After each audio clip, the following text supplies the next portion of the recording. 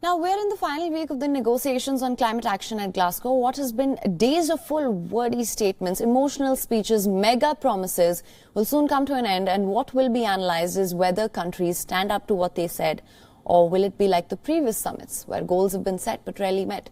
UN's climate summit had an eventful start. Leaders from around the world pledged to carbon neutrality in the next few decades. The European Union and the United States announced the global methane pledge.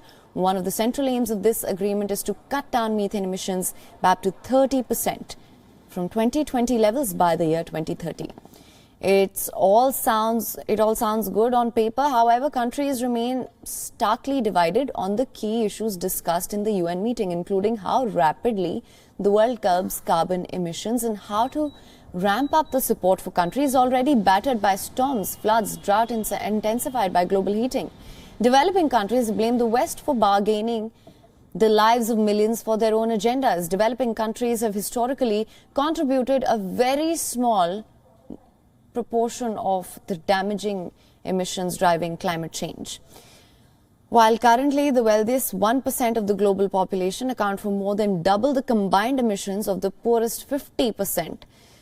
Poor nations have called for $100 billion of financial help, arguing that they are already suffering and will be the worst affected by climate change. Up to 60% of disaster-related deaths continue to occur in vulnerable countries. That number will rise, potentially exponentially, if the gap between adaptation needs and adaptation financing persists. The rationale for why at least half of climate finance must go towards adaptation is quite clear, as is the importance of that funding being extremely affordable. And of course, developed nations should deliver the finance that pledged to deliver. UK's promised around $400 million to help those countries, but similar promises were made in 2009. The first $100 billion was supposed to be given to the poor nations by 2020. A year has passed since, and the funds are nowhere to be seen. On the climate finance, I think we need some serious, clear commitments on climate finance. We need, first of all, to reach as soon as possible the $100 billion that was promised, and then we need to start an earnest discussion about what we're going to do after 2025, because the needs for adaptation finance will only increase. And the sooner we come to terms with that reality, the better it is, and we can then find solutions to make that happen.